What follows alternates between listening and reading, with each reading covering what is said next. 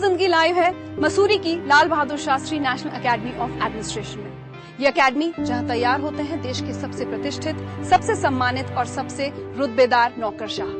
हर परिवार, हर माता पिता का ये सपना होता है कि उनका बच्चा डीएम कमिश्नर बने, और यही सपना आंखों में लिए हर साल लाखों नौजवान यूपीएससी का एग्जाम देते हैं, दिन रात मेहनत करते हैं, दीन दुनिया को भूलकर पढ़ाई में जुटे रहते हैं। जो खर्च उठा सकते हैं वो महंगी से महंगी कोचिंग लेते हैं, जो नहीं उठा सकते वो अपने दम पर किस्मत आजमाते हैं। लेकिन चंद खुशनसीब ही 6000 फीट की ऊंचाई पर बनी इस एकेडमी में ट्रेनिंग के लिए पहुंच पाते हैं। उनमें से कुछ बिरले ऐसे होते हैं जो उन हालातों में पढ़ लिख कर आईएएस बनते हैं जिन हालातों में कई बार 2 जून की रोटी भी नसीब नहीं होती। वो एक मिसाल है देश के हर बच्चे, हर नौजवान के लिए, और इसलिए वो हिस्सा है आज के जिंदगी लाइव।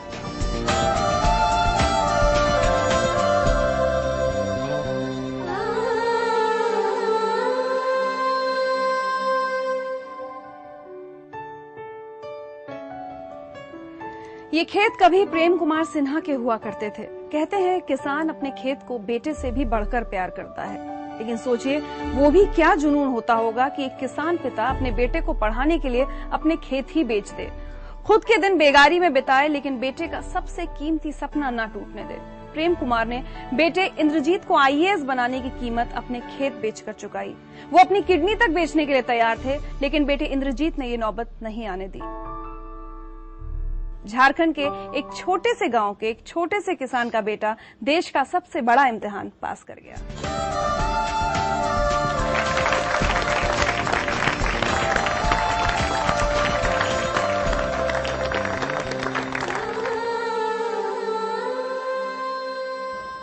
इंद्रजीत, सिर्फ 24 साल की उम्र और देश की सबसे बड़ी सरकारी नौकरी, सब कुछ सपने जैसा लगता है? जी, ये एक सपना था, देखा गया, जो हमने 4वीं 5वीं कक्षा में देखा था। लेकिन काफी सारी चीजें मेहनत के साथ जिस तरह से करते थे, लेकिन लगता था कि पूरा हो जाएगा।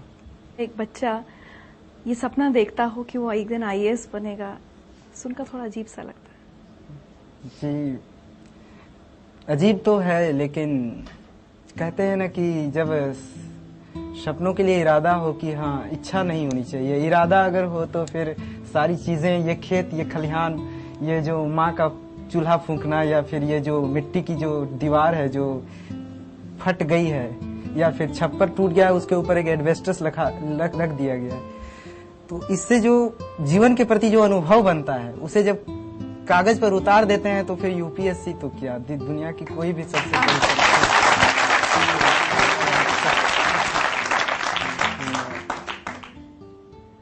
कब कैसे सोचा था आईएएस कुछ होता है, ये भी कैसे पता था? गांव में तो पता नहीं होता लोगों को। जी, एक्चुअली जब मैं 5वीं कक्षा का छात्र था तो उस समय एक चैप्टर हुआ करता था कि जिला प्रशासन।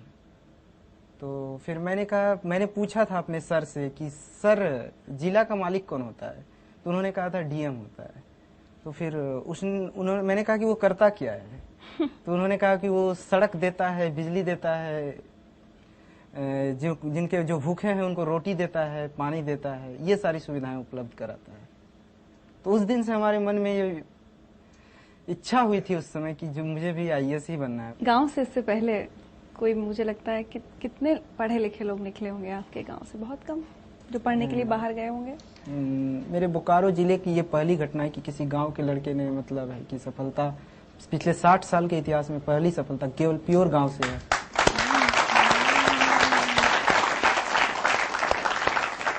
झारखंड से दिल्ली आए थे आप तैयारी करने के लिए? जी हाँ, ग्रेजुएशन करने के तुरंत बाद मैंने सोचा था कि दिल्ली जाके तैयारी किया जाए। दिल्ली में आके बहुत अच्छे मित्र मिले और जिनके साथ मिलके हमने तैयारी की, अच्छी रणनीति बनाई और सबका सहयोग लिया। मैं मानता हूं कि यूपीएससी जो है सहयोग और संयोग 2 चीज की परीक्षा है। आज मैं आपके सामने हूँ, खुशी हो रही है। उधर देखिए। भैया, हम लोगों ने एक सपना देखा था, तुम्हें लाल बत्ती मिले, हमें हमारा परिवार सुधरे, हम लोग भी अपने जो सामाजिक प्रतिबद्धता है, जो हम लोग चाहते हैं वो हमें मिले। बाबूजी ने तुम्हें हर वक्त कहा कि भैया, कि बेटा अपने सपनों की उड़ान को कमजोर मत होने दो, पंख फैला के उड़ो, जितना हो सकता है पढ़ाई और हमारी थोड़ी मोड़ी हो सकता है हमारी जो जरूरत है उसके भी समझौता किया गया, लेकिन उनके पढ़ाई के साथ कोई समझौता नहीं।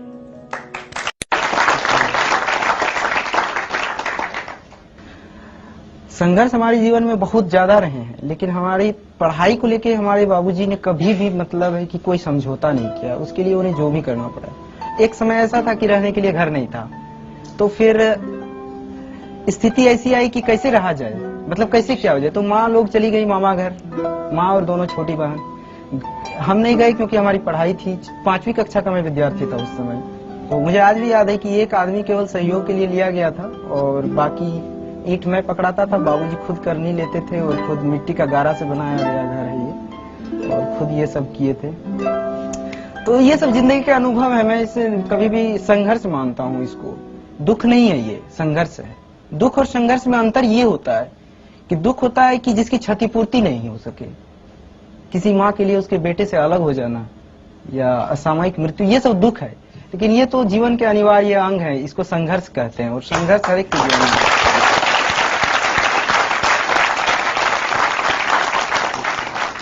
पिता ने आपको पढ़ाने के लिए अपने खेत बेचे भी हैं? जी हाँ, हमारी 80% खेत बिक चुके हैं।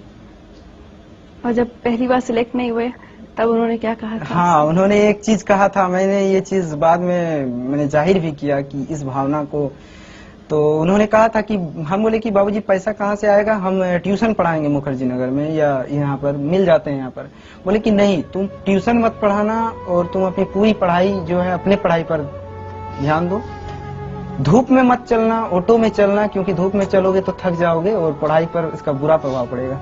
अरे तुम्हारे लिए तो हम अपनी किडनी तक बेच देंगे। तो ये एक ऐसी बात थी जो मतलब है कि इस तरह की ये भावना इतनी महान है कि इस भावना के कारण हम कभी भी मतलब अपनी पढ़ाई, अपनी कमिटमेंट से पीछे नहीं हटे। एक बात बताइए, आज अगर आपके पिता आपके सामने खड़े हों तो आप उनसे क्या कहना चाहेंगे? देखिए, मेरे बाबूजी तो अभी मेरे गांव में हैं और शायद अगर इस प्रोग्राम को वो देख रहे होंगे तो मैं उनसे यही कहूंगा कि मेरी सफलता असफलता से अलग आपके बेटे होने में मेरी सार्थकता है और बस इसी सार्थकता को जीवन भर महसूस करना चाहिए।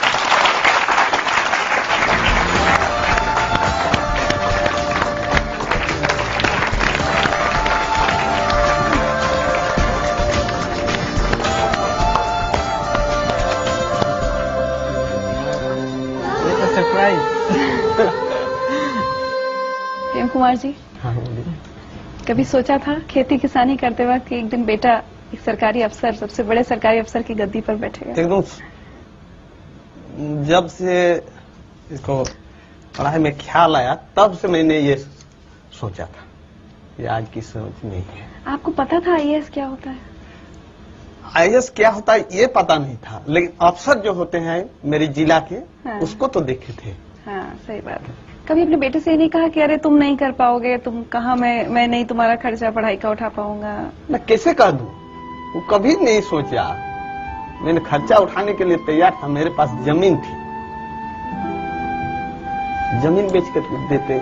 मेरे पिताजी ने मुझे मरने के बाद दिए। अब वो जमीन में इसको देता मरने के बाद, तो ये मैंने सोचा कि मरने के बाद क्यों मैं दूं, अब ये दे दे, और रहेगा तो बेटा का और नहीं रहेगा तो बेटा का। उधर देखिए। सिंघू जी बेटा कैसे हो? आप खाने पाने के ध्यान दीजिए। आज तुम्हारे लिए गुड़ रोटी बनाई है। आज ट्रेनिंग में ज्यादा खाना पीना का ध्यान दीजिए।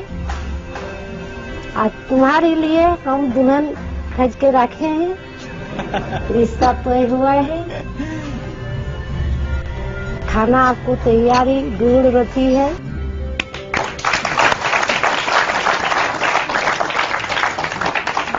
गुड़ रोटी खाने का शौक है? हाँ जी हाँ।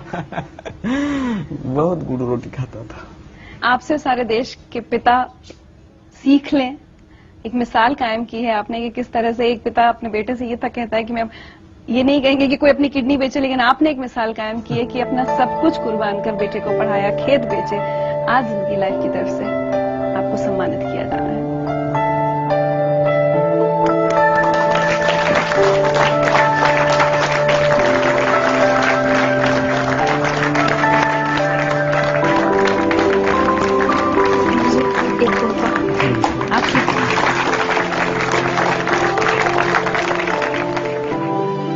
जैसे IAS बने ना, तो ये बोला यार थानेदार की नौकरी छोड़ देंगे क्या?